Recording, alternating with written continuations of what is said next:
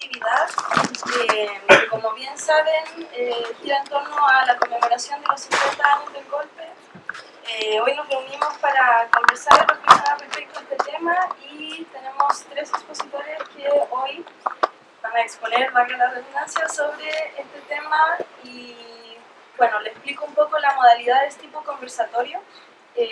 Cada uno de ustedes tendrá 15 minutos para explayarse y luego de eso yo les voy a avisar cuando queden 5 minutos con un papelito y eso más bien. Bueno, y también me parece relevante, nos parece como revista hacer el llamado a que asistan a las actividades porque creemos que este tipo de espacios son importantes, sobre todo en este minuto, ya que nos encontramos frente a esta coyuntura de la conmemoración y eso, esperamos verlos en las próximas actividades también.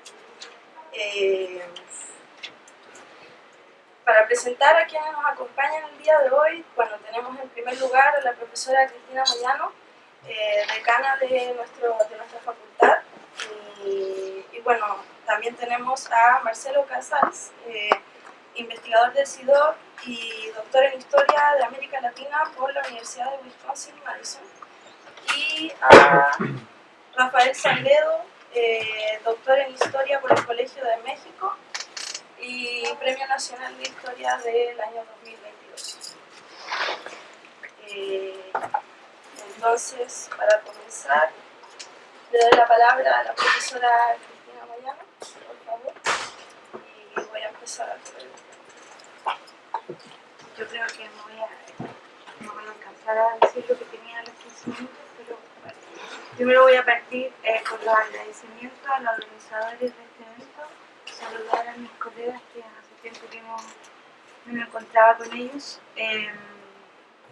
y decirles que esta pequeña intervención no pretende ser un recorrido lineal a las lecturas o a la producción historiográfica en torno al golpe de Estado, sino que hacer una relación entre la narrativa historiográfica o el ejercicio, digamos, de investigación historiográfica con ciertos contextos sociales de producción que de alguna otra manera permiten, entendiendo que la actividad investigativa tiene ciertos niveles de agencia y de libertad, hay un diálogo que se puede establecer entre los contextos sociales de producción de un texto y lo que se puede decir, investigar, nombrar del golpe de Estado. Entonces, lo que quiero indicar entonces es que el golpe de Estado, como ese gran acontecimiento monstruo de la historia de Chile, ha sido, por un lado, objeto de numerosos debates políticos, ha sido objeto de conmemoraciones, como la que estamos de alguna otra manera viviendo en estos 50 años, y también ha sido un tema de estudio. Pero también ha sido un tema de estudio, y no sé si con esto los voy a enredar, los debates en torno al golpe ha sido un tema de estudio, las conmemoraciones en torno al golpe, y entonces es muy difícil disectar cuando estamos hablando de una narrativa en torno al episodio, al acontecimiento monstruo, cuando estamos tocando estos campos que se cruzan en la historiografía, y sobre todo también porque muchas de las temporalidades conmemorativas alimentan el trabajo y la inspiración, podríamos decir, historiográfica. Entonces hay conexiones donde se da cuenta de la gran performatividad política que tiene el trabajo historiográfico. Esa es una primera afirmación fuerte que yo quisiera indicar. Entonces, cuando uno dice, bueno, este es un libro sobre el golpe, sí, puede ser una obra tradicional que aborda, digamos, desde alguna perspectiva el golpe, pero ese texto está inscrito en un contexto, está en un diálogo, no solo con la historiografía en torno al golpe, sino que a lo que en esa sociedad, en ese momento, se puede decir sobre el golpe de Estado, las nuevas lecturas de fuentes, las nuevas categorías conceptuales, elementos que de alguna otra manera van a reconfigurar tanto la disciplina como también nuestras reflexiones en torno a la experiencia y la dimensión de la memoria colectiva. Hay una retroalimentación permanente y por eso los momentos conmemorativos ayudan a interceptar estos planos en diversas claves. Si yo tuviera que decir en qué, digamos, si bien digamos, hay producción historiográfica sobre el golpe relativamente temprana, y eso para algunos puede ser algo novedoso, es decir, uno piensa que las primeras investigaciones en torno al golpe de Estado se hicieron en los años 80, sin embargo uno puede encontrar escritos en términos de narrativa historiográfica en los centros académicos independientes de fines de la década, de mediados y fines de la década del 70, donde aparecen los primeros trabajos sobre el golpe de Estado. Y entonces tenemos distintos momentos, y yo quisiera rescatar 3 de esos momentos, que no son momentos, podríamos decir, secuenciales, aunque sí están en secuencia en el tiempo, pero no es que para que se produzca o se comprenda el segundo momento tendríamos que haber pasado por el primer momento, no hay una relación causal en esa temporalidad, pero sí hay ciertos elementos y connotaciones respecto de estas narrativas historiográficas que creo que tienen algunas situaciones temporales que son importantes de resaltar.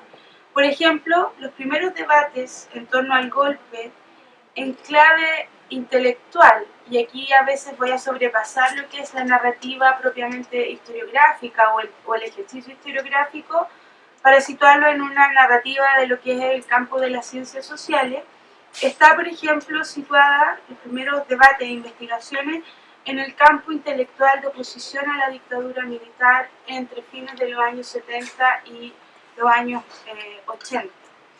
Y aquí va a ser súper incidente la obra de Arturo Valenzuela, por ejemplo, que es una de las primeras obras que no es estrictamente historiográfica, pero que remite, digamos, a un trabajo sobre el golpe, y los historiadores lo usamos mucho, que es, digamos, una obra de la sociología funcionalista norteamericana, es parte de, digamos, de una agenda de investigación, un texto icónico que es El quiebre de la democracia en Chile, ¿cierto? Y sale una tesis muy fuerte respecto de por qué se produce el golpe de Estado en Chile, cuáles son los factores que llevan al quiebre de la democracia, y ese texto que estuvo vinculado a una agenda de investigación que se puede digamos, rastrear en la transitología latinoamericana, o sea, americana, con mucha influencia de investigadores de las ciencias sociales que tienen también una formación y una agenda de investigación que no es estrictamente nacional, es transnacional, este campo de investigación, que en la década de los 80 también se pone en diálogo en los centros académicos de investigación con las interpretaciones que nos aporta Alan Turing, que viene de otra tradición, digamos, formativa, y que paradójicamente se conecta con los trabajos que se comienzan a hacer en estos centros académicos independientes de lo que nosotros hoy día conocemos como la nueva historia social. Ese es un primer campo de debate bien heterodoxo que estoy planteando, y que de alguna otra manera está vinculado, estos trabajos que se escriben en esa época, con un debate que es profundamente político y que tiene que ver con entender, más allá de cuáles son los factores determinantes, qué es lo que significó el golpe de Estado. Si el fracaso del proyecto de la Unidad Popular, o sea, el golpe vino a coronar el fracaso del proyecto de la Unidad Popular y de la izquierda chilena, o fue una derrota, y ahí hay dos grandes debates, una derrota táctica o una derrota estratégica, ¿ya? En los trabajos, tanto por ejemplo en el de Valenzuela, que finalmente habla de un fracaso del sistema de partidos, un fracaso institucional, o en los trabajos de Alan Turing, pero también de Eugenio Girón y de otros autores, emerge, digamos, todo un debate respecto de esta idea del fracaso. Y el fracaso es bien, o sea, no resulta neutro determinar que el golpe de Estado fue el producto del fracaso del proyecto de la izquierda, porque eso de alguna otra manera obligó a sectores de la izquierda a hacer un ejercicio de autocrítica respecto de qué es lo que había pasado con el golpe, y eso alimentó trabajos historiográficos que se hicieron durante, yo diría, la segunda mitad de los años 80, son pocos, pero existen, que tratan de hacerse cargo de este elemento respecto de que finalmente la izquierda no logra articular un proyecto hegemónico, y ahí entran las lecturas de Gramsci, las recuperaciones en ese sentido, y que por lo tanto, si se quiere, digamos, salir de la crisis, era necesario también abrazar otros referentes teóricos y otros referentes conceptuales para poder entender tanto el golpe de Estado como lo que había venido ocurriendo después con la dictadura militar.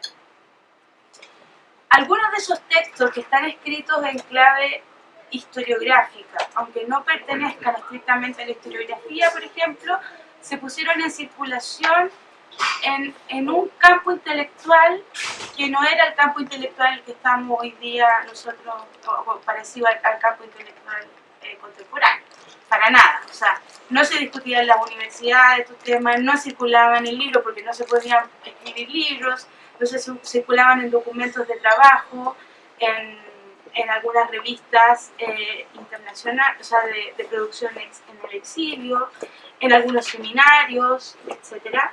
Y me podría detener mucho definiendo ese campo que ha sido parte de mi objeto de investigación, pero quisiera allí indicar que en ese primer momento la lectura del golpe estuvo muy ligada a tratar de entender el golpe desde fuera del marxismo ortodoxo. La lectura del golpe va a operar como un horizonte de expectativa. La lectura del golpe va a operar en este registro de estos años en una dimensión de horizonte de expectativa respecto de la salida a la democracia, es decir, la lectura del golpe alimenta de la narrativa respecto de cómo vamos a salir o cómo debe hacerse la transición a la democracia, y por otro lado va a permitir esa lectura repensar a los actores sociales, a los grandes agentes históricos de los proyectos de izquierda. Entonces este es un momento muy vinculado al trauma, muy cercano al trauma, pero donde de alguna otra manera se desestabilizan una serie de marcos cognitivos que van a permitir que las reflexiones en torno al golpe hagan el ajuste de cuenta con la izquierda, pero también se habiliten a otros actores y otros debates en ese plano. 2 minutos tengo, ¿no? 4, no 2, 3. Hay otro momento clave, digamos, en el campo historiográfico, y sí ya podemos situar obras historiográficas sin tener duda respecto del canon, que tiene que ver con el momento que va desde el retorno a la democracia, donde comienzan a surgir textos sobre el golpe de Estado en Chile, y que a mi juicio se cierra ese momento con el Manifiesto de Historiadores. Ahí hay un segundo gran momento historiográfico donde el golpe va a ser visto como el fin de una época, ¿cierto?, en la que se había aprendido, producto de la represión y del dolor, que era necesario, está la narrativa de que era necesario dejar atrás, se instalan los temas de la batalla por la memoria y se disputa una narrativa de larga duración, que es la que está puesta en el debate del Manifiesto de Historiadores. Es decir, desde la historiografía que es más episódica o que trata de contar o que remite al golpe de Estado a un proceso que se puede comprender desde el 57, que va a ser como un año ancla, hasta propiamente el golpe. El manifiesto de historiadores rompe esa temporalidad y sitúa el fenómeno, digamos, del golpe de Estado en una coyuntura más larga, y esto va a estar también asociado a ese momento entre el retorno de la democracia y el manifiesto de historiadores, por ejemplo, con la disputa interpretativa respecto del contexto del golpe que escribe Gonzalo Vial en la introducción al informe Rettig. Eso también es una narrativa historiográfica, aunque el informe Rettig no sea un texto de historia, va a terminar siendo un texto de fuente. No voy a referenciar lo que dice algunos de quienes participaron del manifiesto de historiadores, pero ellos se hacen cargo de indicar en parte del sentido de su intervención, de decir que están efectivamente disputando los sentidos de la temporalidad que ayuda a explicar este fenómeno tan doloroso y que está muy asociado a la detención, o sea, digamos, a que Pinochet asume como comandante en jefe del ejército. Como senador vitalicio. Y lo que se genera posteriormente con la detención de Pinochet en Londres, que desata también allí un campo de debate. Y el tercer momento, creo yo, en términos historiográficos, que cambió profundamente los tipos de narrativa y genera como un caleidoscopio de actores, de objetos y de formas de entender el golpe de Estado, es el periodo que se abre entre los 30 años y los 40 años de la conmemoración del golpe. Entre el 2003 y el 2013 hay un boom historiográfico. Si tengo un recuento de las obras de historiografía que se han escrito en torno al golpe de Estado, pero ya no solo al golpe de Estado, sino que comienzan a explorar más asiduamente también la unidad popular, que era un tema semitabú también de abordarlo, y eso comienza, digamos, a crecer de manera significativa. Disputando la narrativa historiográfica en estos años, algo que conversábamos con mis estudiantes de primer año de pedagogía, disputando la narrativa historiográfica otros sentidos del pasado que por cierto fueron mucho más significativos, como lo van a hacer en estos años las producciones audiovisuales, la producción musical, etcétera, que también tiene una narrativa histórica respecto del pasado, pero que no se inscribe propiamente en el canon historiográfico. Me quedo hasta aquí. Lo sé porque vamos a ver.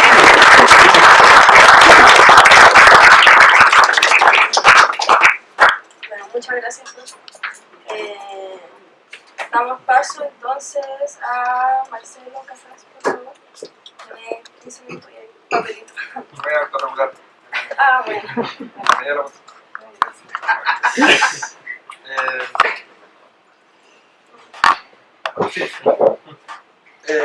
Bien, primero que nada, muchas gracias por la invitación a la revista SED, a Vicente, que fue el que me contactó, pero yo sé que además hay más estudiantes en esta iniciativa. Los felicito, de hecho, por la iniciativa. Yo sé que es difícil siempre llevar a cabo estas cosas siendo estudiante de licenciatura, porque igual lo hice o intenté hacer en su momento, así que sé que es difícil y bueno que resulte, porque es un indicador. Mi intervención va a ser bastante complementaria a lo que recién escuchamos de Cristina. Voy a hacer una apreciación general sobre la historiografía, quizás bajo otras condiciones, bajo otros criterios de selección, si se quiere. Y después voy a explicar algunos silencios que hay en la historiografía y de qué manera los podemos abarcar o podemos intentar resolverlos. Y esto a raíz, por supuesto, de lo que supongo es la razón de la invitación, de la publicación de un libro de mi autoría reciente, que les explicaré o que me referiré a él, y ahí lo pueden ver. La historiografía como disciplina fue la última en llegar a la discusión sobre la dictadura. durante la dictadura, y como ya recién lo escuchamos, en centros de investigación independientes sobre todo, el debate estuvo marcado por la sociología, la ciencia política, el periodismo, etc. Desde investigaciones sobre los cambios sociales, sistemas de partidos, sus raíces entre otras investigaciones, muchas de las cuales estaban enmarcadas en los debates sobre la renovación de la izquierda en esos años. Por supuesto que esa investigación a la que hizo recién alusión Cristina tiene mucha relevancia para la historiografía, porque buena parte de la historiografía sobre la dictadura y sobre el golpe ha sido una historización de muchos de los argumentos de esa bibliografía, y yo lo hice igual hace ya varios años en otro libro, el año 2010 ya, se llama El Rato, el alba de una revolución. Bueno, ¿y qué hacía entre medio la historiografía como disciplina? Bueno, hay que mencionar evidentemente las difíciles o imposibles condiciones de represión, exilio, incluso asesinato de miembros de la comunidad historiográfica. Eso además tenía la complicación extra de que el relato sobre la historia era especialmente relevante para el mismo régimen, porque tenía una intención de controlar ese relato, por supuesto, en una interpretación nacionalista y conservadora. La historiografía, o lo que había de historiografía en esa época, puso sobre todo su foco en épocas remotas, el siglo XIX, la colonia. Esto, por supuesto, muy esquemáticamente hablando. En los años 80 y 90, después, la nueva historia social va a centrar su preocupación por las largas raíces de la dominación y de la represión sobre el mundo popular. Queriendo decir, quizás entre líneas, que la dictadura en ese sentido no era una completa anomalía, ¿no?, sino una radicalización de procesos anteriores. Era quizás una forma indirecta de hablar sobre la dictadura. La situación comienza a cambiar, digamos, en general, esquemáticamente hablando, a raíz de un cierto evento que mencionaba también Cristina, el año 98, arresto de Augusto Pinochet en Londres, la carta a los chilenos del mismo ex dictador, los fascículos y la segunda del historiador Gonzalo Vial, y cómo reacciona a eso y manifiesta a los historiadores. Yo confeccioné una lista, porque lo he venido analizando hace un rato, para hacer una evaluación general de la historiografía. Confeccioné una lista de unos 75 libros, y me centré solamente en la publicación de libros publicados al interior de este país. Por supuesto que hay muchísimo más, hay artículos, hay tesis de pregrado, de posgrado, y por supuesto hay una producción mucho más amplia afuera de Chile, pero como un indicador solamente. Me centré en esta lista de unos 75 libros, que además habla de que existe un campo ya bastante consolidado al respecto. Y una segunda, digamos, un segundo criterio para hacer una evaluación general de la historiografía, que no me centré solamente en la historiografía sobre la dictadura como tal, sino lo que me gusta denominar una época de revolución y contrarrevolución, para entenderlas como un conjunto, lo que obviamente implica también investigaciones sobre los años de la UP, incluso un poquito antes también. En cuanto a la publicación de libros, y solamente a la publicación de libros, la coyuntura del 98-99, la que mencioné recién, y manifiesto de los historiadores, no generó inmediatamente la publicación de libros, pero sí, como mencionó antes Cristina, los aniversarios de los golpes sí generaron, en los años anteriores, el mismo año y los años siguientes, altos en la publicación de libros. Por lo mismo se podría decir que el grueso de la historiografía sobre la época de la revolución y la contrarrevolución es del siglo XXI. Y eso continúa hasta ahora. Ahora, si se analiza la historiografía, esta bibliografía que armé, que les contaba, de unos 75, si se analiza esquemáticamente el asunto es más desequilibrado.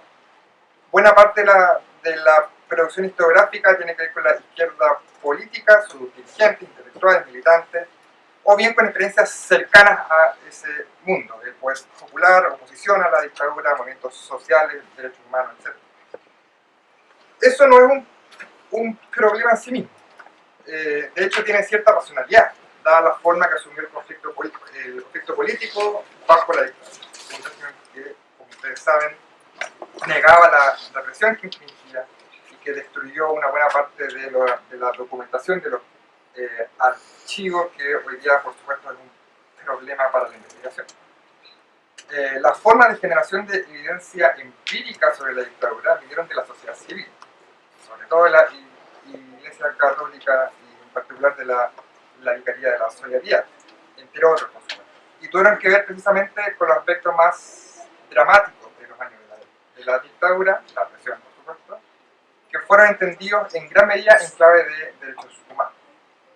Ese conjunto de evidencia y de documentación fue la base de iniciativas de reparación posterior, como el informe Rettig, que hizo alusión también Cristina, y también fue la base, durante los años de la dictadura, de la circulación global de la información sobre Chile, por supuesto lo que agudizó el aislamiento internacional del régimen. Por más razonables que sean las inclinaciones temáticas de la historiografía, esquemáticamente hablando en general, y que han orientado sobre todo la proliferación de libros con respecto a estos años de los últimos lustros, lo cierto es que las elecciones asumidas por este campo historiográfico generan silencios, como cualquier elección de la investigación, y que hoy, a 50 años del golpe, merecen ser abordados y reflexionados. ¿Por qué? Porque hoy día, creo, tenemos la necesidad de una comprensión más compleja de esos años, porque las preguntas históricas tienen su propia historicidad y van cambiando con la emergencia de nuevos fenómenos contemporáneos. Requerimos de otras explicaciones a raíz de la coyuntura de los últimos años. Con la crisis hegemónica del Chile actual, en gran medida una crisis del orden de la transición, y con la deriva ultraderechista de las últimas semanas o meses, esta necesidad de explicaciones complejas se vuelve intelectual y políticamente urgente, a riesgo de que las simplificaciones nos hagan caer en errores innecesarios. Esquemáticamente hablando, y podemos hablar de esto después más en detalle en la conversación, yo veo un conjunto de 5 silencios o áreas que no han sido completamente abordadas y que requieren de una investigación más sistemática. Algunas las voy solamente a mencionar y en la última me voy a detener un poco. La primera es la historia global, algo que desde Chile se hace bastante poco, se hace más desde afuera, también hay una diferencia de recursos, en fin, y de otras condiciones de investigación, pero el punto está en que es muy difícil entender la dictadura solamente como una historia nacional, ¿no? En la medida en que fue un fenómeno regional, por supuesto, hubo dictaduras similares en Argentina, en Brasil, en Uruguay, etc. Y porque no asumimos, creo, desde la investigación historiográfica, el impacto global de la experiencia chilena que llegó a moldear las formas que se dio el conflicto político al interior. Ese es un silencio del que después, si quieren, podemos hablar más. Un segundo silencio o aspecto no necesariamente bien resuelto es la comprensión de que el golpe del 11 de septiembre de 1973 es un hito que absolutamente divide dos momentos en la historia completamente diferentes entre sí, por lo que no hay una atención a las continuidades que hay entre una época y otra.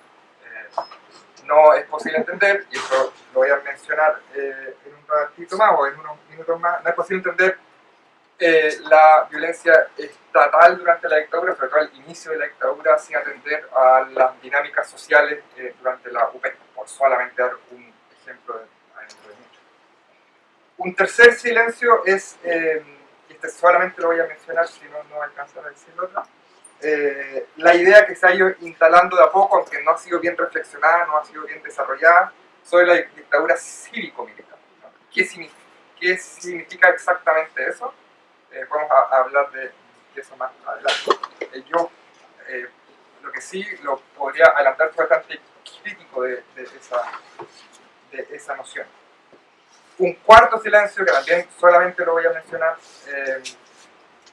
no tenemos una comprensión desde la historia adecuada sobre la adopción o el impacto de las reformas económicas y neoliberales. Tenemos una idea desde una óptica institucional, cuáles fueron esas reformas, quiénes diseñaron esas reformas, pero no entendemos o no asumimos cómo fue recibido eso en la sociedad civil. Falta, por ejemplo, una historia del consumo, no tenemos eso, o de las nuevas subjetividades generadas por esas reformas económicas. Incluso no entendemos que el sistema económico neoliberal tiene muchas dimensiones diferentes entre sí, que algunas se pueden aceptar con mayor facilidad que otras. Y hoy día eso es bastante evidente. El consumo puede ser mucho más, se puede aceptar de manera mucho más fluida que, por ejemplo, la mercantilización de derechos sociales, que no son lo mismo.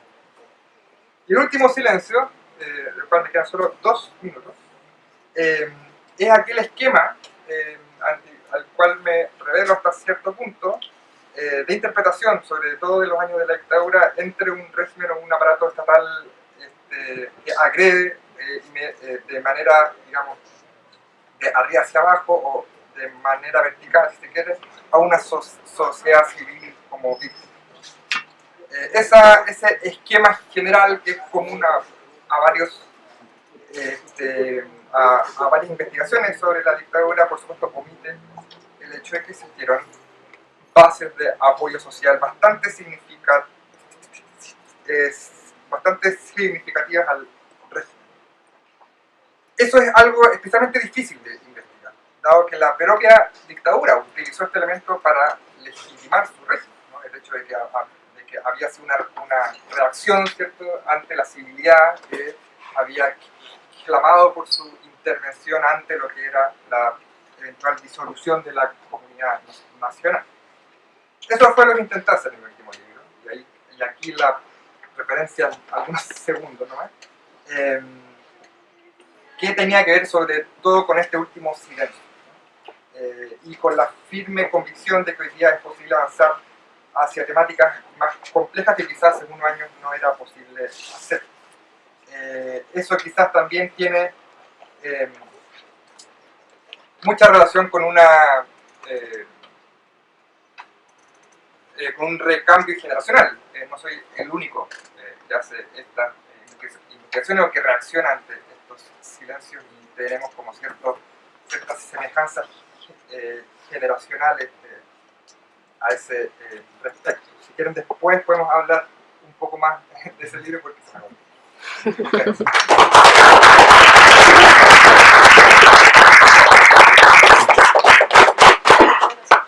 Bueno, y ahora le damos la palabra al profesor Sagredo. No sé cómo hacerle llegar el papelito. Se lo creo. O si pasa. Bueno, primero quiero agradecer a Simón, la persona que tomó contacto conmigo para estar aquí. Y bueno, agradecer la presencia de todos ustedes, por supuesto. Es muy grato venir a Rosario una vez más, saludar a las colegas que podemos hablar y hablar de historia. Lo primero que quiero partir diciendo es lo siguiente, que si ustedes leen lo que dice ahí, conversatorio que dice la historiografía son los 50 años del lugar. Entonces yo parto diciendo que el tema, y esto se complementa con lo que han dicho Cristina, por supuesto, tema del golpe es un tema ambiguo desde el punto de vista de la historiografía. Es un tema ambiguo porque yo entendí, o yo entiendo, que si vamos a hablar del golpe, hablamos, por ejemplo, de las causas, razones, antecedentes del golpe. O muchos entienden eso.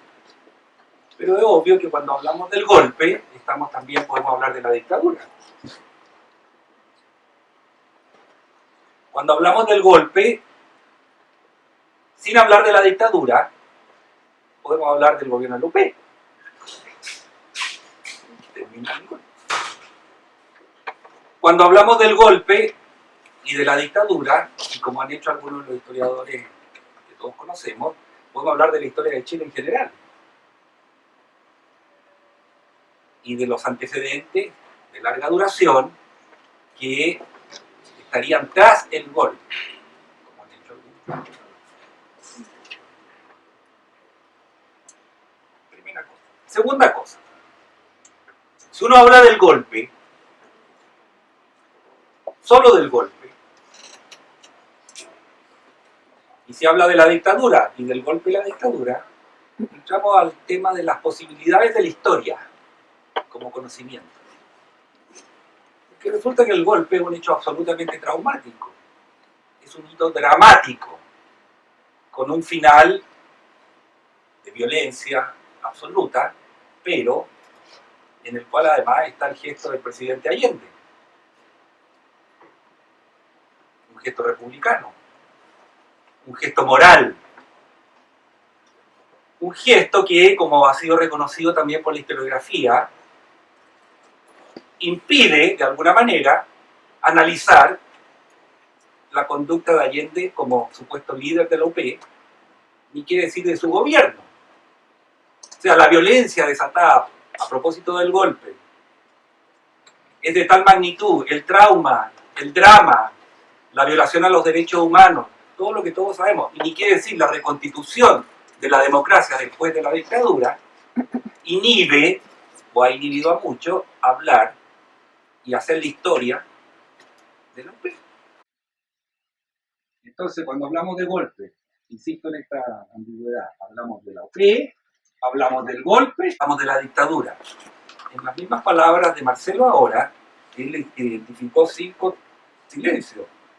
Y partió diciendo la historia regular para entender la dictadura. Yo estoy aquí para hablar del golpe. Partió hablando sobre la historia de la dictadura. No una crítica a Marcelo, es un tema que está presente. De hecho, esto nos lleva a otro tema. ¿Cómo tratamos, a propósito del drama que significó el golpe y el gesto de Allende, el gobierno de Lupe, que obviamente es un antecedente del golpe? ¿Lo tratamos con descendencia? ¿Le perdonamos todo? ¿Hacemos ver todos los errores del gobierno de Lupe?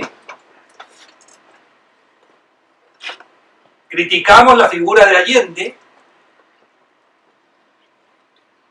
¿Hacemos autocrítica sobre lo ocurrido entonces, no solo ya por parte de los actores políticos, sino de toda la sociedad? Por ejemplo, la pérdida absoluta de confianza en la democracia, que mostraron todos los sectores políticos. ¿Cuándo podemos hacer eso? ¿Podemos hablar de pérdida de confianza en la democracia en medio de la dictadura, luchando por la democracia? Difícil, ¿no? ¿Podemos hablar de los errores de la UP y de la izquierda chilena en medio de la dictadura, cuando se supone que estamos construyendo, comillas, una concertación de partidos por la democracia, que tenemos que unirnos los que fuimos enemigos irreconciliables durante décadas? Difícil. Y eso nos lleva al tema de Allende, al sacrificio de Allende. ¿Y quién es protagonista de esta historia? Somos todos los chilenos y chilenas, es Allende, son los partidos políticos del UP, son las fuerzas reaccionarias, imperialistas y todo lo demás, todos esos adjetivos, ¿cierto? Que muchas veces no tienen ninguna explicación. O sea, ¿cómo hacemos un ejercicio crítico? O sea, ¿cómo hacemos historia con estas condicionantes? Esta es la primera reflexión que quiero plantear y que está en muchos de los libros que ustedes han conocido a propósito de la exposición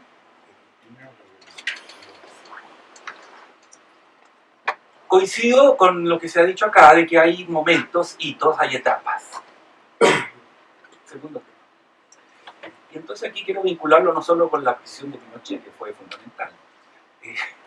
Yo creo que The Clinic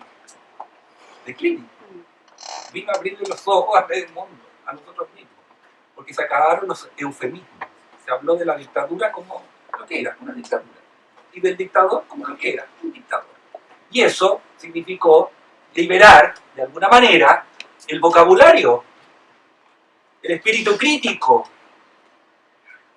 que se manifestó en muchas otras cosas, como el manifiesto historiador y en las historias que han venido. Pero lo que quiero señalar es que hay un hito, pero también hay otros hitos.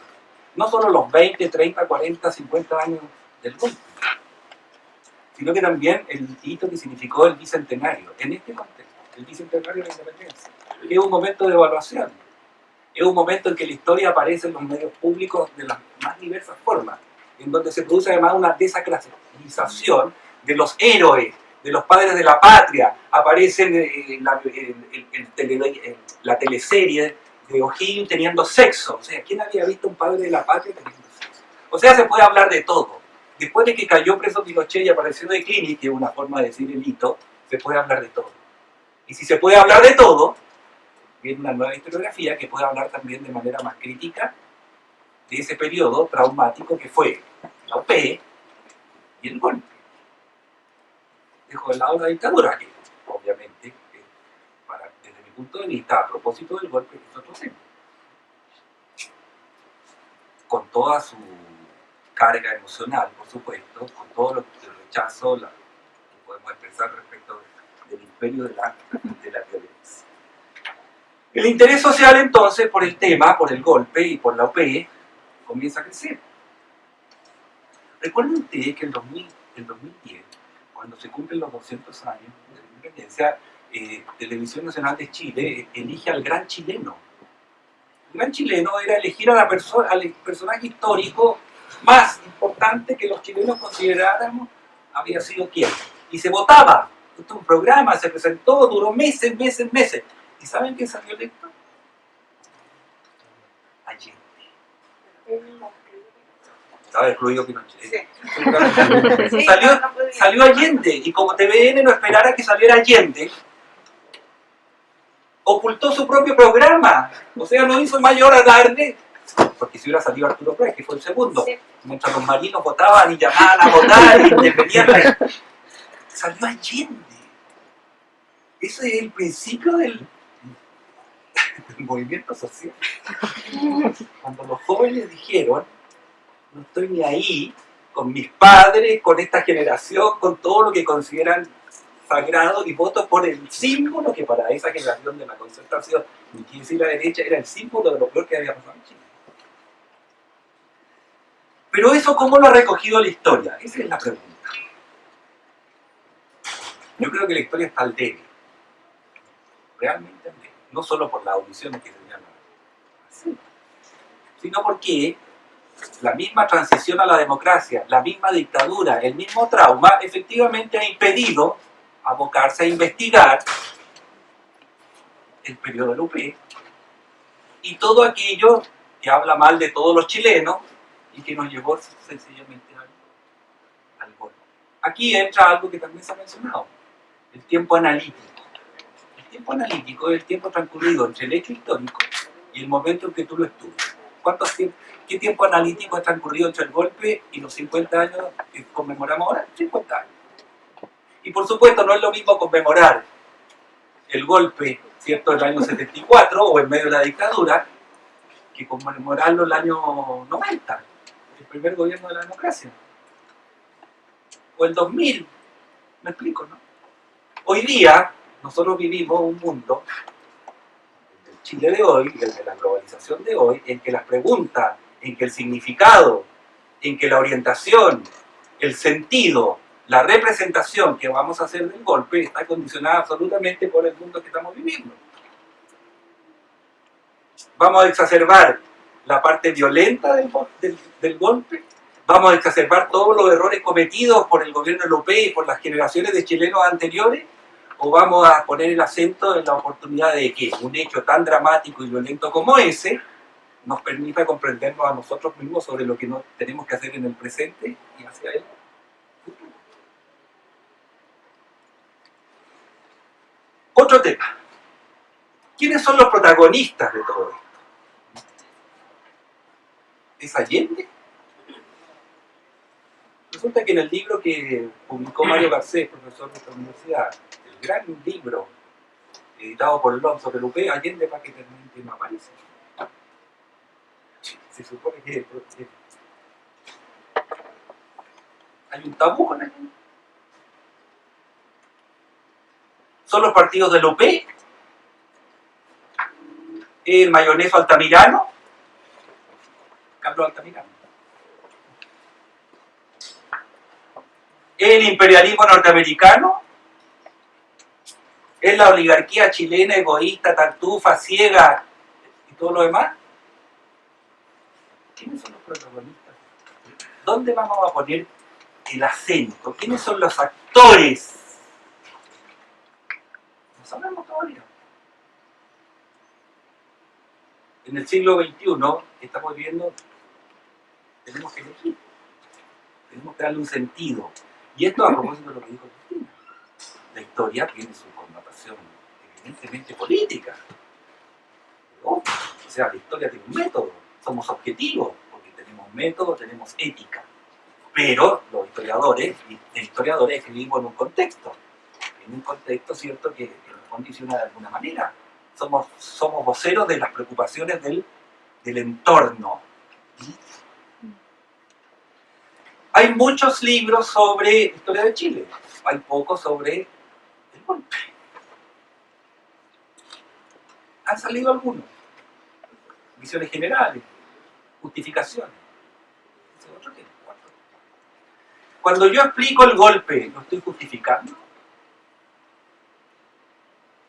Entonces existe cierto pudor, que me acusen de que estoy justificando el golpe por explicarlo. ¿Me explico, no? No estoy justificando el golpe, pero ¿cómo? Está diciendo que pasó. Eso ha sido también un obstáculo para hacer historiografía sobre eso. Está el tema, por supuesto, de la dictadura. ¿En qué sentido? En que se mezcla la historia con la memoria, pero ya la memoria de lo que vino después. Y por lo tanto, todo el tema reivindicativo respecto a la violación a los derechos humanos, muy justo, todo lo más. Lo que estoy hablando es que eso influye en la forma en que no se ha visto el golpe. Quiero terminar con una meditación sobre cómo se ha estudiado el golpe. Suponiendo que se estudia, que algo hay, por supuesto. Se estudia más bien por qué ocurrió el golpe. Pero no se estudia algo que podría ser muy interesante. ¿Por qué no? ¿Por qué hubo golpe? ¿Por qué no se salvó la democracia? ¿Me explico? Entonces estudiamos todos los factores que llevan al golpe. Porque una vez producido el hecho, como dice Joaquín Bemandó en su libro La Revolución Inconclusa, gran libro, todo ya está ahí, entonces vamos y buscamos todo lo que explica lo que pasó. Pero también tendríamos que estudiar e interpretar y sacar lecciones, si es posible, respecto a aquello que explica por qué no se salvó la democracia. Y así pasamos entonces en una relación virtuosa entre las continuidades y las coyunturas. La coyuntura del UP, pero la continuidad, la estructura que hace posible que una sociedad que supuestamente era tan civilizada, democrática y todo lo demás, todo ese mito, pero que tiene parte de realidad también, llegara a una situación tan violenta como el golpe. Termino con una autorreferencia, lo siento. Nosotros somos como 50 historiadores y historiadoras que participamos en ese proyecto que es la historia de la vida privada. 3 tomos, de todo Chile. Y ahí, ¿saben? Hicimos la historia de la vida privada desde los pueblos originarios hasta el día de hoy. ¿Y saben cuál es la constante absoluta de la historia de la vida privada, íntima, ajeno a lo público y todo lo más, es la violencia de género, la violencia entre patrones y empleados, la violencia en la sala de clase, la violencia entre las parejas, la violencia. ¿Desde cuándo? Desde 500 años atrás. Nuestra hipótesis final es que esa violencia que siempre ha existido en Chile, lamentablemente, y que existe hasta el día de hoy, explotó y salió a la luz, con todo lo que todos conocemos. Una explicación, no es la única, por supuesto. Hay otros, como Gabriel Salazar, que da una explicación todavía también larga sobre la gestación del movimiento popular, sus frustraciones, su avance y todo lo demás. Y así podemos seguir. O sea, hay algunos que van a la coyuntura, los hechos ocurridos del 70 o del 60 y tanto en adelante, y otros que van más atrás. Yo pienso que hay que mezclar esas dos cosas. Conclusión para mí, y a propósito de la pregunta y de esta oportunidad, estamos absolutamente al debe. Y estamos al debe porque la coyuntura post-golpe ha impedido, la realidad fáctica, ha impedido entrarle, como dirían en México, verdaderamente a todo lo ocurrido, porque entre otras cosas habría hecho imposible quizás todos los acuerdos, hoy día tan denostados, pero que para Chile fueron muy positivos, que fueron la vuelta a la democracia, la convergencia entre los socialistas y el centro, etcétera, etcétera, etcétera. Termino, me queda medio segundo, diciendo que han salido hasta ahora dos grandes libros, a mi juicio, para analizar esto. Uno es de Marcelo Casal, aquí presente. ¿Por qué? Porque nos hace una explicación sobre la vivencia social, cómo era esto, y el papel de la clase media. Y cómo la clase media apoya, rechaza, apoya, rechaza, etc. Gran libro, muy bien investigado. Felicitaciones. Ya se lo había dicho personalmente antes. Y este otro. Este es nuevo. Acaba de salir, pero los dos son nuevos. Muy bueno. Un libro que nos interpela. Nos interpela a los historiadores, pero nos interpela a todo el mundo. A tratar de comprender cómo llegamos a esto. Una verdadera interpelación. ¿Para qué? Para que nos hagamos cargo de nuestra propia historia, por supuesto. Derrota o fracaso de los distintos. Si es derrota militar. O sea, no tengo mucha culpa. ¿Qué lo voy a hacer? Eran más fuertes, tenían la fuerza. Si es fracaso, es mi propia incompetencia. Cuando se publicó este libro, en el año 90, ustedes leen lo que dicen aquí los partidos de izquierda, ni una frase de autocrítica. Todos le echan la culpa a Allende, al otro partido, a los comunistas, entre ellos no hay nada. Yo lo hice bien. Absolutamente. Cuando uno lee las memorias del general Prat, habla de los factores estructurales, el desprecio por las Fuerzas Armadas, el dismunero, el sentirse absolutamente marginado, lo que explicaría su conducta. O sea, tenemos mucho por hacer. Y en manos de ustedes va a estar quizás. ¿Qué va a estar aquí por ahora?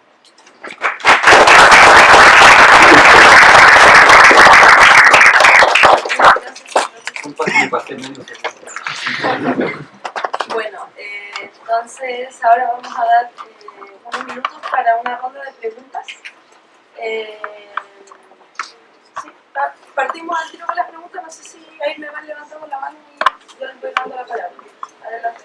Hola, buenas tardes. Agradecido que estén presentes acá, actividades de ustedes, que es necesario que estén presentes en un proceso así. Primero, quisiera explicar un poco el punto que quiero plantear, porque es amplio.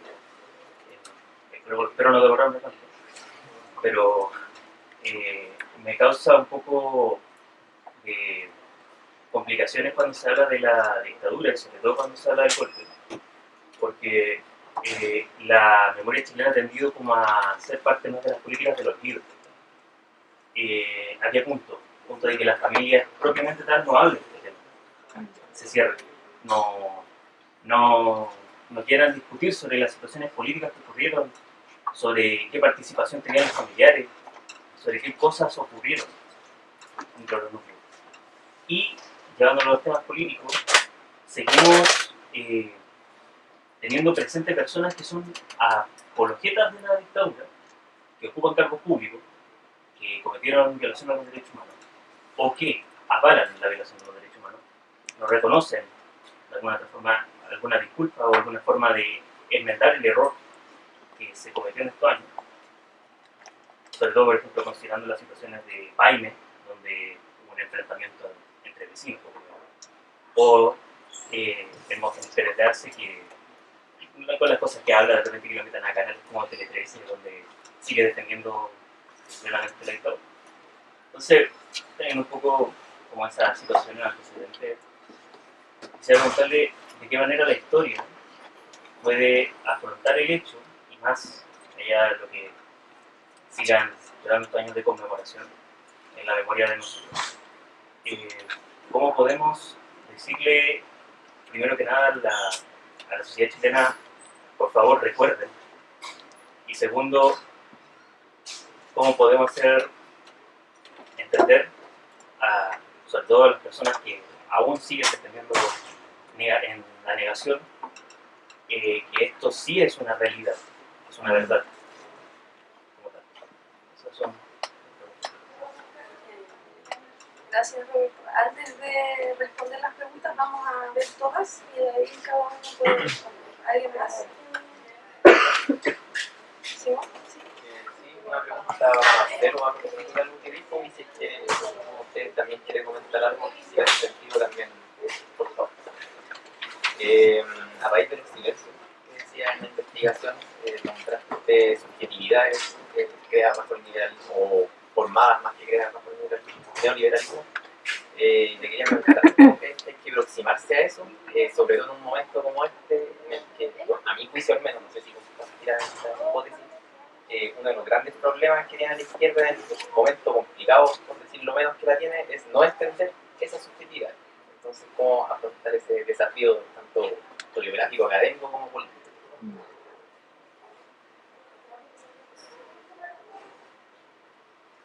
¿Alguien más? Yo lo quiero llevar al tema de la izquierda, como otro apéndice de lo que se puede ver. El Noam Titelman hace poco sacó un libro también que responde, digamos, a la pregunta de si es fracaso o derrota, y él dice que son un poco las dos. Noam Titelman. Entonces, más a agarrar de lo que dice el Simón, para preguntarle a usted cuál sería el papel de la izquierda o en qué estado se encontraría la izquierda para afrontar un desafío como este. Pensando en qué podemos investigar o qué podemos mostrar nosotros para que sea una herramienta. Carlos Ruiz ya dijo que la izquierda ahora debería más mirar cómo se conformó la UP, cómo llegó la UP a ser lo que era la UP, en vez de fijarnos en la historia de la misma dictadura, de los balances, la todo.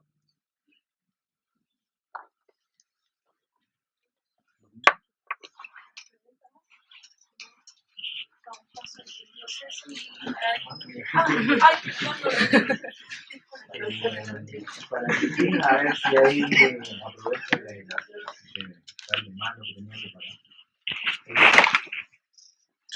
Si tú observas que en esta producción muy vinculada a la renovación socialista que hubo en los años 80, hubo trayectorias que continuaron, hubo cambios en estos contextos. Pienso, por ejemplo, en la obra de Tomás Muriano. Aquí en los 80, yo al menos lo personal la asimilo a muchos otros investigadores, pero luego adquiere casi una perspectiva más particular, más propia. Entonces, quería preguntar si ves que hay esas trayectorias, cómo se desenvuelven en los otros contextos, cómo se desenvuelven en esta intelectualidad de los años 80 en el contexto del 2003 o del 2013. Hay resistencia, hay cambios.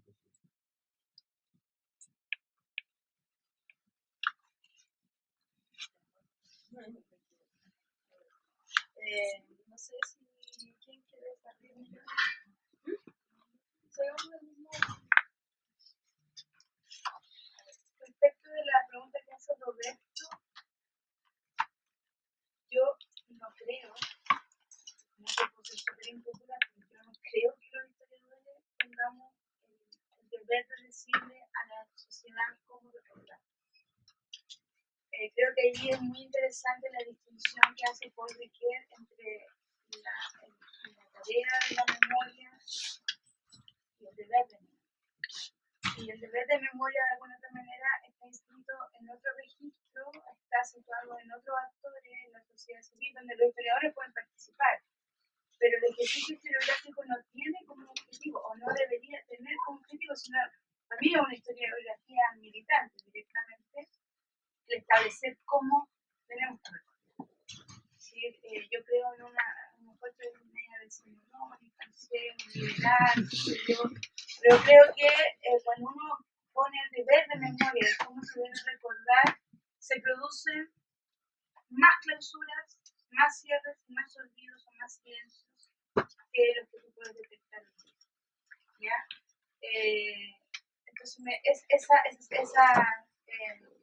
como mandato ético de que nosotros somos los encargados de... Nosotros, la memoria tiene su propio registro, tiene su propia dinámica, y lo que no se habla en una casa después puede modificarse, y probablemente los trabajos historiográficos colaboren a esas modificaciones. Steven Stern hace un ya largo rato escribió sobre, para los 90, las 4 grandes memorias emblemáticas que habían en torno al golpe y la dictadura militar. La memoria como caja cerrada era una de esas memorias. ¿Sí? No hablemos sobre esto porque divide. Pero también habló de otras memorias que estaban en el presente, como la memoria como del golpe como salvación, a propósito de esa memoria que sigue estando presente de quienes validan el golpe, le entregan, digamos, un lugar justificatorio, a propósito de lo que planteaba como dilema Rafael, es decir, hasta qué punto cuando uno explica, justifica. Es un debate que se dio, por ejemplo, al alero del Museo de la Memoria y algunas columnas de opinión que escribió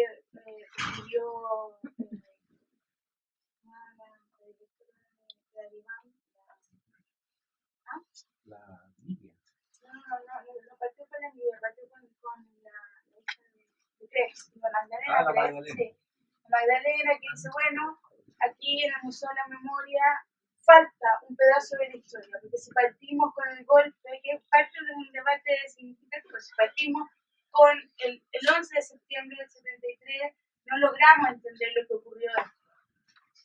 Y eso lleva después a Piñera a decir que hay que hacer un museo de la democracia, ¿cierto? Y una serie de debates y otros diciendo, mira, en realidad no hay nada, ni continuidades, ni rupturas, ni nada, que pueda llegar a explicar la atrocidad, el golpe. En ese registro también se ha dado parte del debate en términos de la memoria. Entonces, cuando uno explica, ya sea en la larga duración, en la corta duración, siempre trae el ojo de quien dice que está justificando, que está dando la posibilidad, digamos, de esta narrativa de sacar al golpe de esa meta narrativa trágica.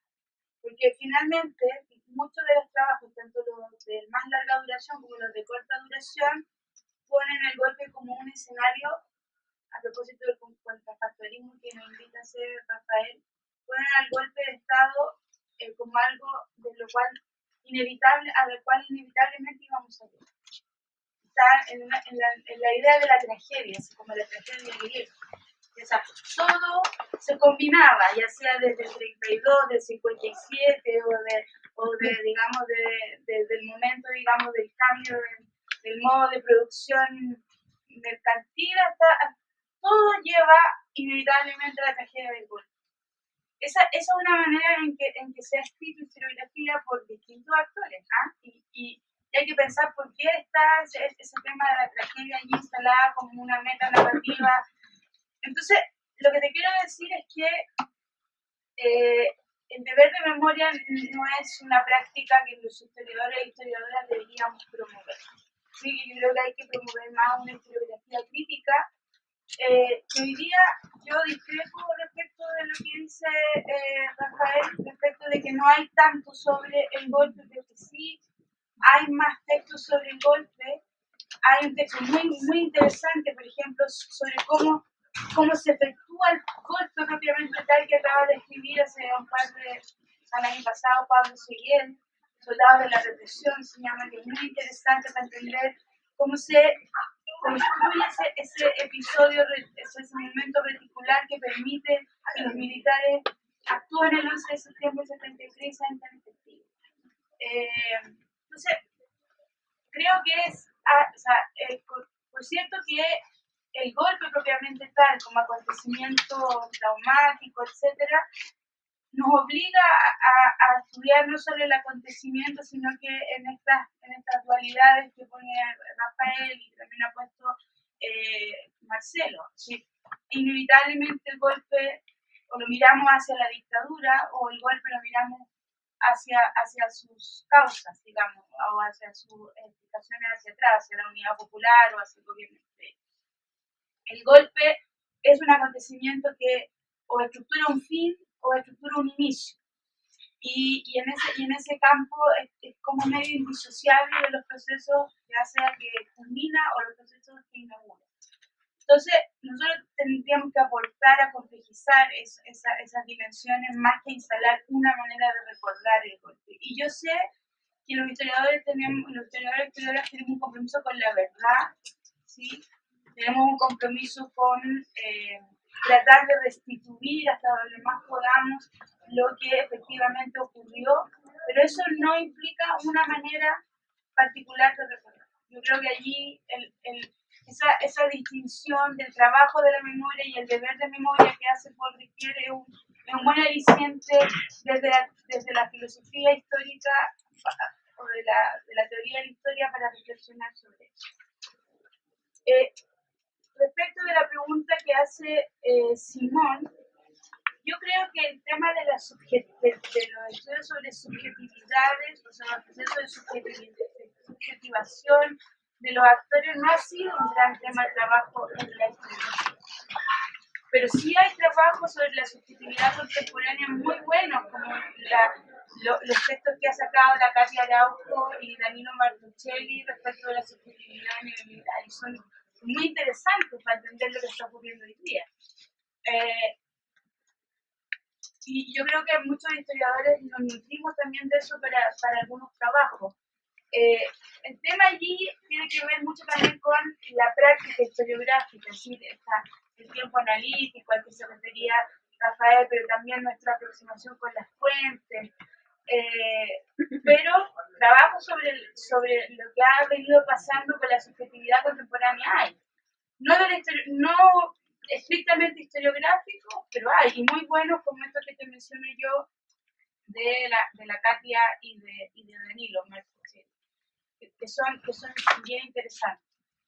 En el campo historiográfico hay menos, la pregunta sería ¿por qué hay menos? ¿No podemos estudiar la subjetividad contemporánea? ¿Cuáles son los limitantes también casi metodológicas o ontológicas que nos inhiben aquello? Porque trabajo sobre subjetividad política hay, pero para otros momentos historiográficos, como por ejemplo el de la Unidad Popular, sobre todo en los trabajos que apelan a la subjetividad de grupos de izquierda, que son los que han predominado en los estudios históricos, aunque han ido apareciendo trabajos en esta misma dimensión de la subjetividad política sobre la derecha, algunos trabajos muy interesantes como el de Víctor Muñoz, el de Aníbal Pérez, ¿sí? Que algunos están centrados en la época de la Unidad Popular propiamente tal, posterior o incluso en lo más contemporáneo.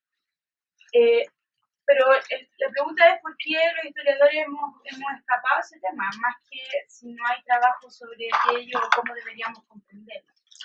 Yo tengo mi propia hipótesis de cómo hay que comprenderlo, estoy en un fondo específicamente estudiando eso hoy día, pues no tengo avances sustantivos como para decirle nada. Pero estoy preocupada de cómo se produce el tiempo histórico presente, a propósito de los debates intergeneracionales que se están dando hoy día en la disputa de qué tiempo es que estamos viviendo. Y cuando uno discute qué tiempo estamos viviendo, estamos disputando quiénes somos también en este tiempo y por lo tanto abordar esa subjetividad. Y respecto de lo que plantea Cristian,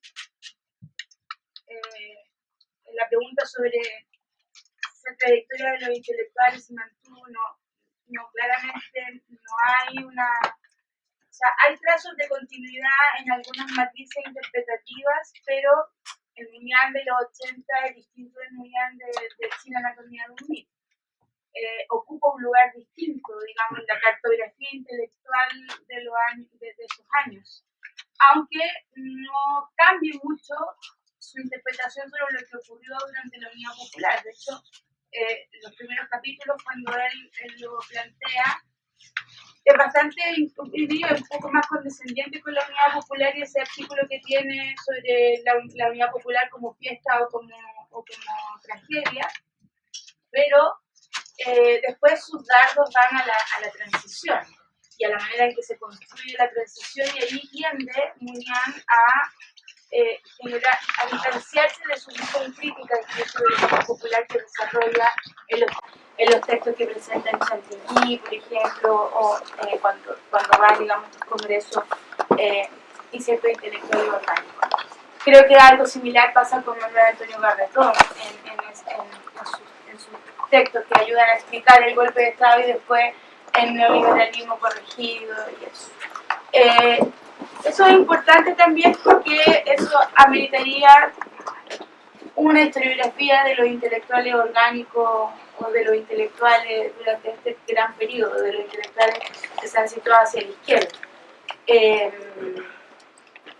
A propósito de algo que dice Mansuy en este texto, respecto de que la izquierda se ha quedado sin grandes relatos intelectuales y que la izquierda incluso ha asumido, dice Mansuy en este libro, ha asumido las prácticas de la derecha para, digamos, gobernar y no ha podido dotar de algo que sí tuvo la intelectualidad orgánica de la concertación. Por mucho que a ustedes no les guste la transición o que no tengamos crítica de transición, sí tuvo, digamos, esos dispositivos de marcos cognitivos que nos permitieron entender o comprender en esa época o valorar las prácticas del consenso, de la gobernabilidad, de la estabilidad, de los acuerdos, etcétera, que después fue tan duramente criticado. Entonces, yo creo que de alguna otra manera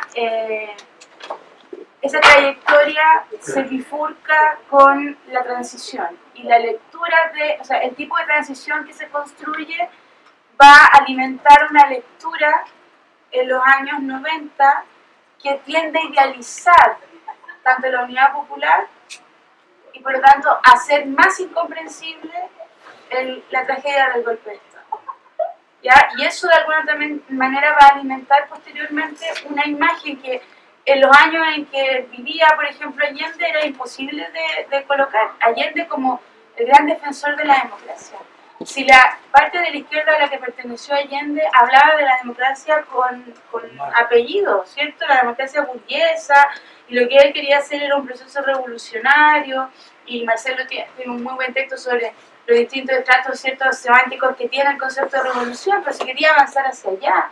Y entonces, en el 2013, cuando se rehabilita Allende, por ejemplo, en la historiografía, aparece como el gran defensor de la democracia burguesa, que la Unidad Popular la quería, digamos, destruir, o por lo menos no destruir, sino superarla. Ese era el concepto, de hecho, superar la democracia burguesa. Entonces, creo que en ese registro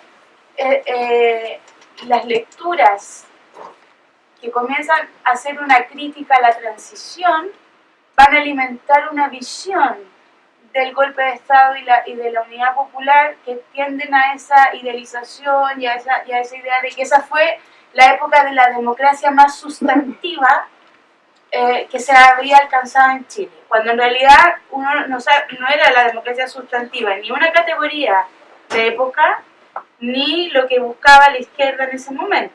Buscaba el tránsito, digamos, en la sociedad socialista. Es de esa lectura de la que se alimenta parte de la generación de la izquierda contemporánea, de la que hoy día gobierna parte del Frente Amplio. Entonces, estudiar esas trayectorias intelectuales implica, digamos, un desafío de pensar cómo performan también estas representaciones del golpe, porque tienen menos presencia en los 40 años. En los 40 años hay como una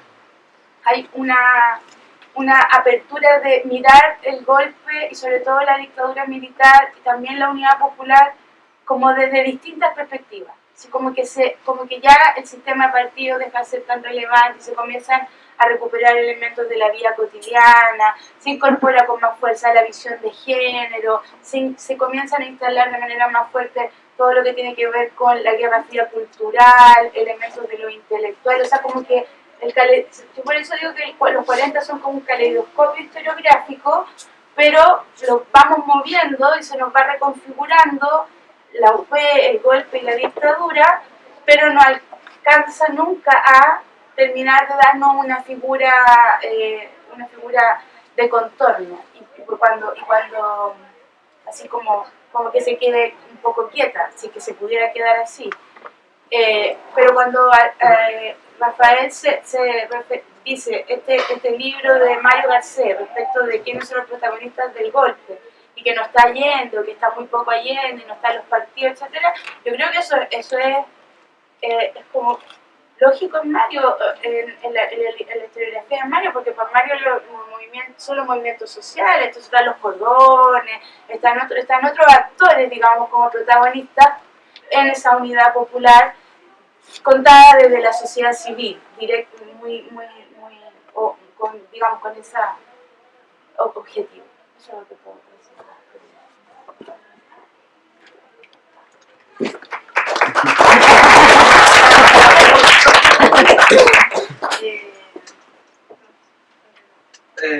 Ya, voy a poner más y breve lo de Roberto porque estoy de acuerdo con Cristina, así que no voy a repetir esos argumentos, ¿no?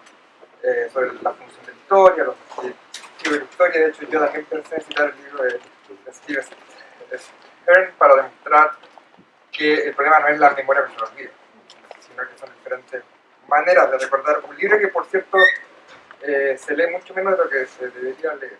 Esos libros. Tres, que hay dos en castellano, uno en proceso de traducción, y me he demorado mucho en escribir, pero va en algún momento. También es una recomendación que viene muy de cerca, pues mi tutor en la tesis, en el doctorado de ese libro.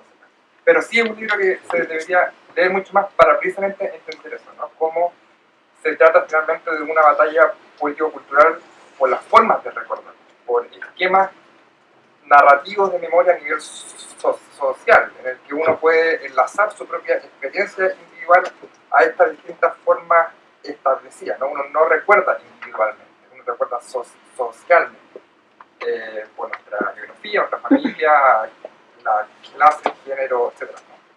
Con una serie de condiciones en las que vivimos, uno va a tender a recordar de cierta manera. Pero a eso le quería agregar el hecho de que, bueno, algo quizás bastante básico y obvio, pero que también lo tenemos que incorporar a un nivel intelectual. Alguien de derecha no está equivocado, no es alguien que hay que sacar de su error, ¿no? Va a asumir una cierta forma de ver el mundo y los últimos 50 años a partir de sus propias experiencias y memoria. Por mucho que no sea mi caso, y supongo que el de acá, por ejemplo, la memoria de la reforma agraria para un mundo social fue una tragedia de la que no se recupera, y que los radicalizó de una forma de la que aún no se recupera. Eso, independientemente de que uno pueda pensar, por supuesto, la injusticia propia de un sistema sendal o semi-sendal, eso no quita que sea un factor que hay que considerar a la hora de explicar esa subjetividad, ¿no? Entonces yo no entiendo yo el rol del historiador como alguien que hay que sacar, como alguien que podría sacar del error a alguien. Sí, por supuesto, me gustaría llegarlo a convencer, pero eso es otra cosa, es un ejercicio racional de convencimiento a través de la investigación histórica. Yo creo que la historia da insumos, como mencioné al inicio de la presentación, da insumos para una comprensión compleja de la realidad. Eso así lo veo yo. y que también eso ha tenido cierto correlato historiográfico que también me gustaría mencionar, que suele ser lo más difícil, que es investigar al antagonista, si se quiere, ¿no? Investigar a las personas con las cuales uno no se sienta afín, que no se hace mucho, no se hace siempre. Yo me considero también seguidor, aunque no fui su alumno ni nada, pero seguidor historiográfico e intelectual de la obra de Verónica Valdivia. En ese sentido también fue quizá una de las primeras historiadoras en abordar la dictadura y con una visión mucho más compleja, ¿no?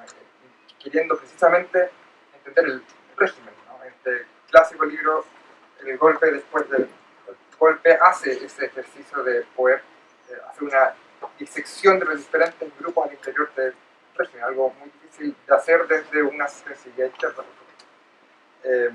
Y creo que hay que seguir ese camino también precisamente para una comprensión compleja de la cosa. Eso es lo que quería decir al respecto de lo que Roberto. Pero en general estoy de acuerdo con lo que decía Cristina. Yo también entiendo la investigación historiográfica o el rol de los historiadores como algo separado a lo militante, por mucho que haya también mucha comunicación entre las dos cosas. Lo veo yo así también y lo vivo así, pero no son exactamente lo mismo. Sobre las subjetividades, ¿cómo estudiarlas? Bueno, yo me refería, y bueno, te referías tú igual, Simón, ¿no? Te referías tú también, eso es la pregunta de la subjetividad en particular en el impacto de las reformas económicas neoliberales. En ese sentido yo veo ahí como un periodo de tiempo 75, 82, 83, donde se produce un cambio muy de larga duración, o de largos efectos al menos, ¿no? En los cambios, la forma de entender la materialidad, el consumo, los cambios que producen las relaciones sociales, la mecanización de derechos antes estatales, ¿no? Se produce una serie de transformaciones institucionales, culturales, políticas, ideológicas, creo que han marcado a Chile de una forma que no lo hemos entendido bien aún. Y eso obviamente continúa después, no es algo solamente de esos años, pero creo que son años particularmente fundacionales. ¿Cómo investigarlo metodológicamente? Yo creo, bueno, la metodología de la historia, yo quizás lo que voy a decir no es lo más popular al respecto, sobre todo alguien que enseña precisamente este tipo de cursos, no existe algo así como la metodología de la historia, depende de los géneros. Y ahí uno va a tomar elementos teóricos, conceptuales, metodológicos de otras disciplinas. No hay algo propio a la disciplina, me parece a mí, ¿no? Esto obviamente es discutible. Y en ese espíritu, sí, me parece que para investigar a esas cosas hay que aproximarse a herramientas de la arqueología, de la etnografía, la historia oral, de la historia conceptual, asumir el hecho quizás también muy obvio, pero que tiene efectos concretos. La palabra neoliberalismo no se usaba en esa época, ¿no? Es una elaboración posterior, sobre todo a inicios de los años 80 en adelante. Entonces también el hecho de restituir cierta historicidad a esa experiencia a través de los conceptos que se utilizaban puede ser otra forma de entrar a ese asunto. Pero me parece, o yo inicialmente lo vería así, ¿no? Como más bien como aproximaciones más etnográficas. Algo así intenté hacer en ese libro, me aproximé muy superficialmente al asunto y ahí también me di cuenta que requiere de una investigación. Y de Vicente de la izquierda, cómo verla, yo ahí estoy un poco en desacuerdo con Rafael, en el sentido de que falta autocrítica a la izquierda, de que no ha asumido los errores de López.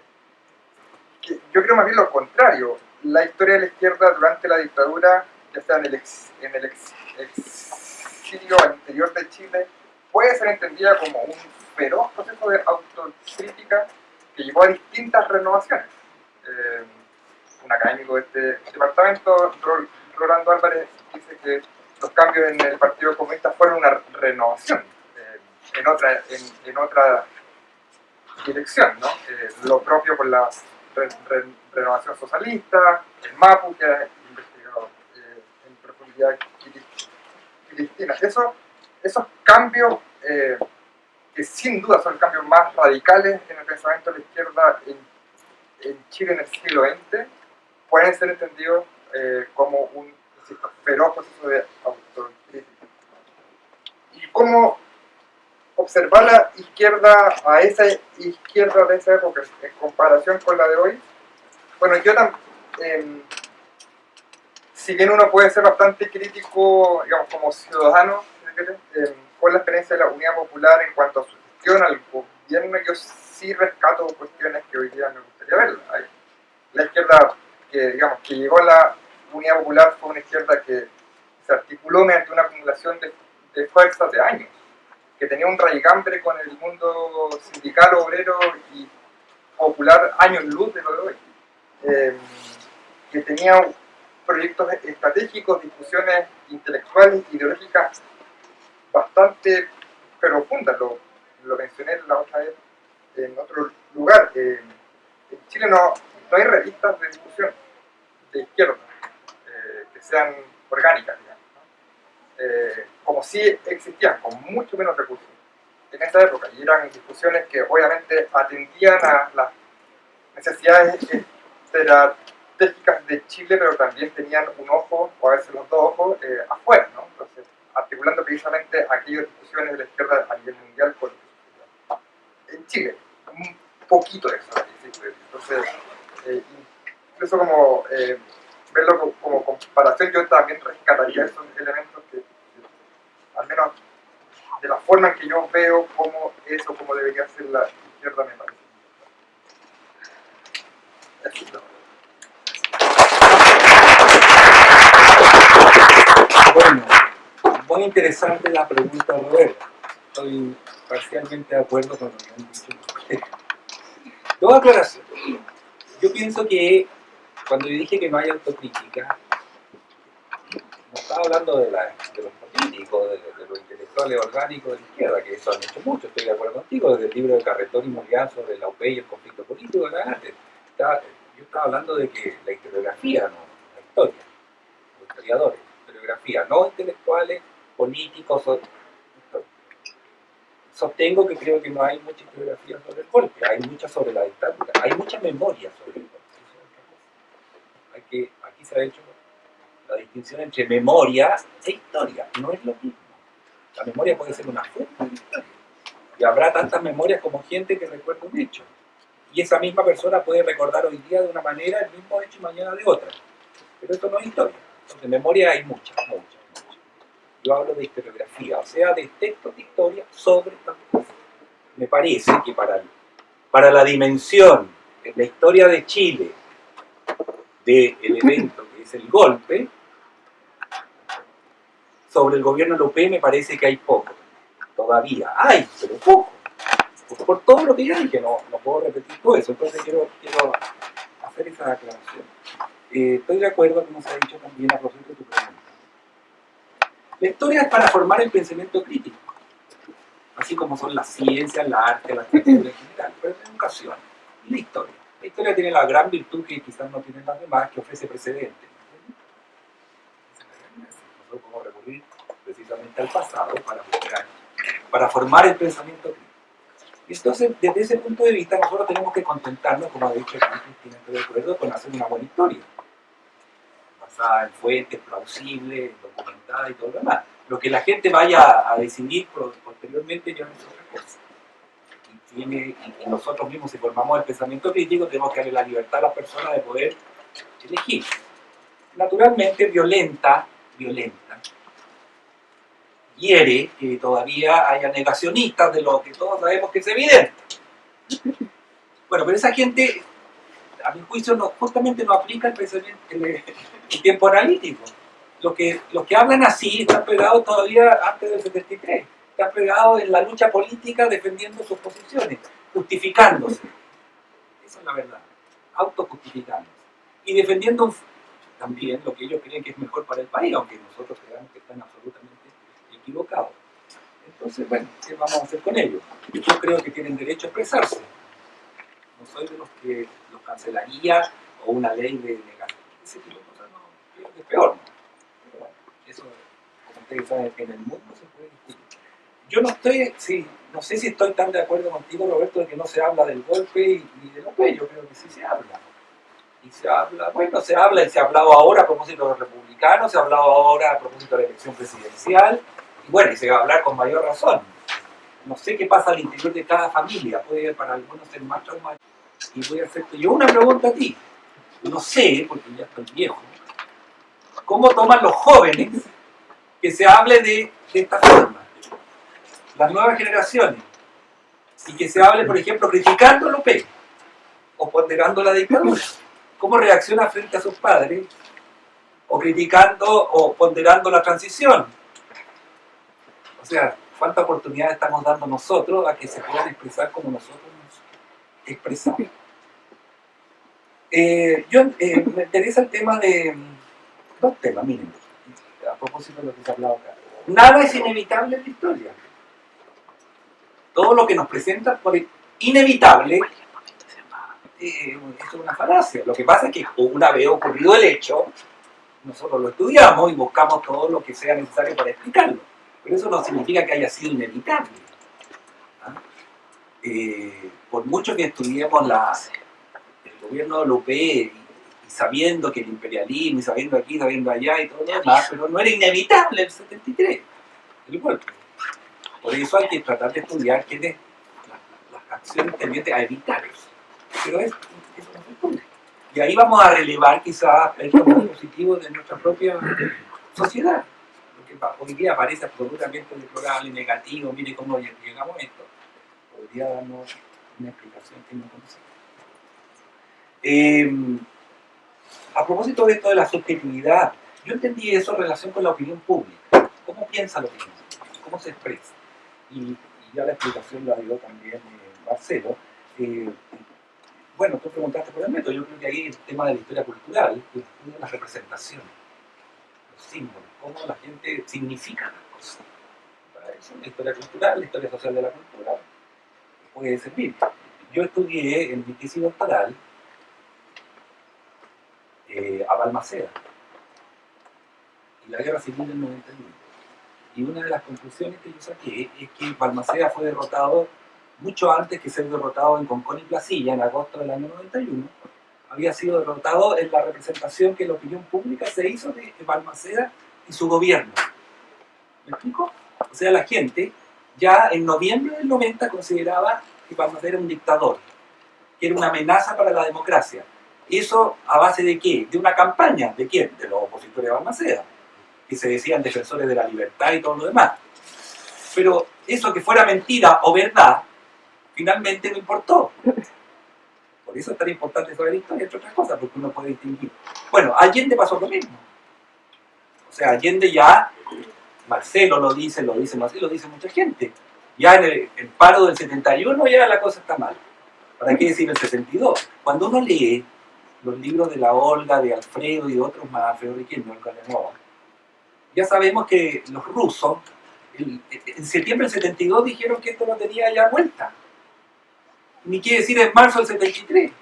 Cuando Allende va a Rusia a buscar 500 millones de dólares para poder sostener esto, le dan apenas 30 y él quiere irse antes que termine la gira. Se sintió desamparado. Y usted dirá, pero los amigos rusos, ya soviéticos, hablemos en el lenguaje de la época, bueno, ya tenían presente. O sea, no solo una cosa nacional. ¿Por qué? Ahí está el tema de... ¿Qué importa? Bueno, y ahí está. Yo pensé que ustedes me iban a hacer una pregunta. Que no me la hicieron. ¿Y qué era? ¿Y por qué son buenos esos libros? Porque que venga yo a decir que los libros son buenos y ni siquiera puedo decir por qué. Bueno, Marcelo explica eso. Explica por qué la clase media va para acá o va para allá. ¿Qué representan para ellos las cosas que están pasando? ¿Cuáles son sus valores? Bueno, quizás yo estoy exagerando y Marcelo dice, yo no hago eso, pero yo tengo que hacer eso.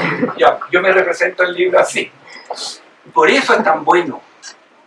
Porque nos da una explicación del comportamiento de un sector social que es básico.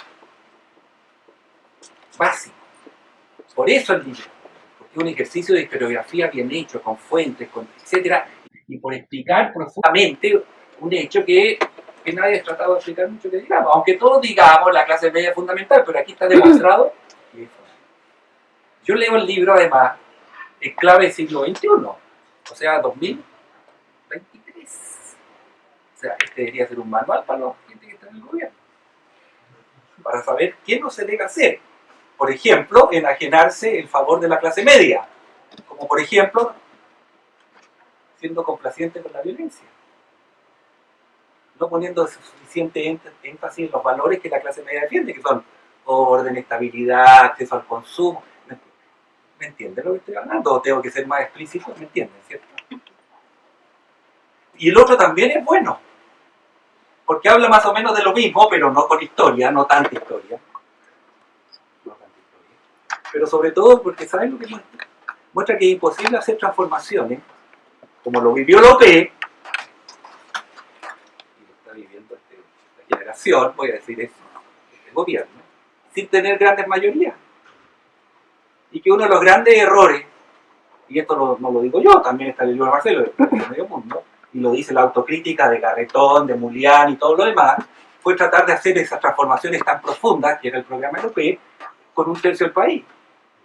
Y muestra también el error que fue de la UP, del Partido Socialista, del MIR, del MAPU, bueno, no voy a hablar del MAPU aquí, todo lo que yo no sé, de negarle a Allende la posibilidad de llegar a acuerdo con la DC y construir esa gran mayoría que habría significado, no lo sabemos, ahí entraríamos en la historia contrafactual, de lo que pudo ser, ya cuesta ser la que fue, fíjate lo que no fue. Bueno, y hoy día ese dilema pues, es lo que está pasando hoy.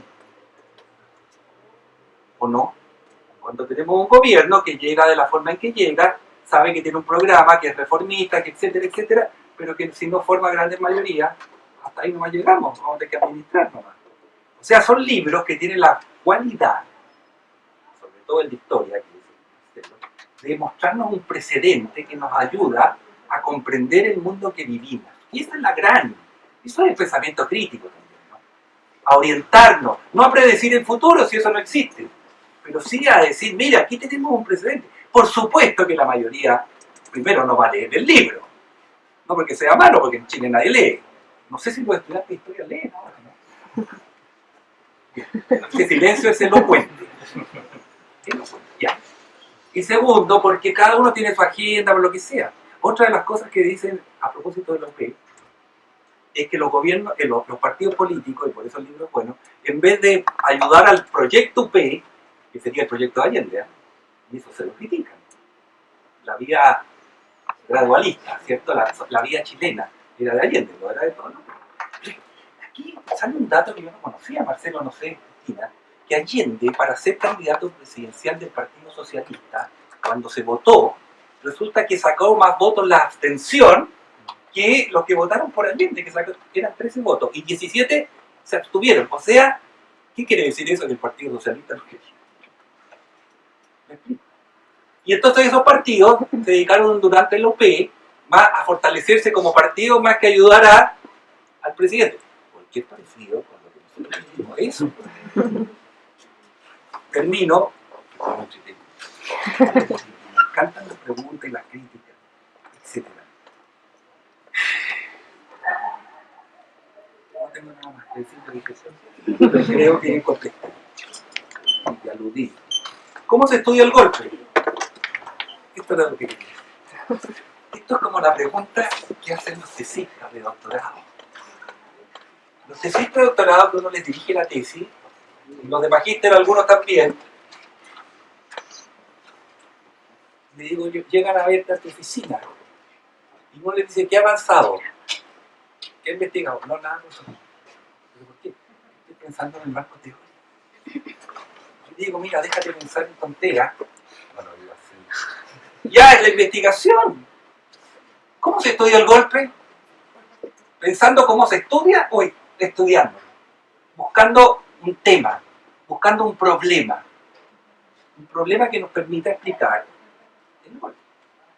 Y eso me lleva, y ahora sí que termino. Yo efectivamente dije lo que dije, lo sostengo, que a veces cuando uno dice va a explicar esto, puede justificarlo, pero una cosa sería explicar el golpe, y yo creo que se puede explicar, y otra cosa es lo de la dictadura, y esa es la polémica con los, y por eso la gravedad de lo que plantea la derecha, de que el museo tendría que tener todo lo que pasa. Bueno, tendríamos que empezar quizás con la conquista española o el encuentro del mundo, como ustedes quieran. Claro, no se trata de eso. ¿Por qué? Porque aquí viene un punto. La violación a los derechos humanos no tiene justificación ninguna, nunca, jamás. La violencia, pero ya, la violación, que el Estado, que tiene la obligación de protegerte, te hiere, ¿no? Entonces, claro, ahí si tú empiezas a meter, es que aquí, es que allá, bueno, eso es inaceptable, y por eso el Museo de la Memoria es como es. Un extraordinario museo a nivel mundial, los que hayan tenido la oportunidad de conocer, está muy bien hecho. Hoy día, el Museo de la Memoria nos parece una realidad evidente, ¿no? Obvia. Aquí viene otro tema a propósito de los tiempos. ¿Ah? Pero cuando fue creado, costó mucho. La derecha, y no solo la derecha, incluso gente de centro, gente de la concertación, ya digamos así, decía, pero ¿para qué vamos a descargar la herida? La derecha, ni por ningún motivo. Hoy día, claro, está vivito y coleando. Durante los gobiernos de la derecha le trataron de quitar el presupuesto. Ahí está. O sea, hay que cuidar el museo, como hay que cuidar la democracia, porque tampoco es una cuestión que esté... Sí. Bueno, y yo creo que para eso sí sirve la historia. Y uno puede ejemplificar con diferentes casos. Y entonces la conversación no es tanto sobre, a mi juicio, sobre los contenidos, como los significados que uno puede sacar de esos contenidos. Cómo ese hecho concreto, ese contenido, nos sirve para pensar, para llevarnos a una abstracción que nos permite comprender. Esto a propósito también de lo que pasa hoy día con la pandemia, o sea, ya la educación, que es el tema de las competencias, todo eso, ya no es solo los contenidos, porque los contenidos están por todos lados y basta leer los libros. ¿Ah? Es cómo utilizo esa información, eso es lo que nosotros tenemos que enseñar, a mi juicio, ¿o no? Por supuesto basado en contenido, pero lo esencial es cómo lo utilizo, cómo lo aprovecho, cómo me sirve a mi vida cotidiana.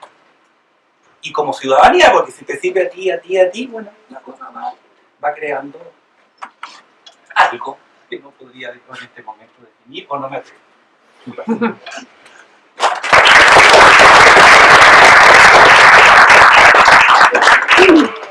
Muchas gracias a todos por asistir, gracias a nuestros expositores.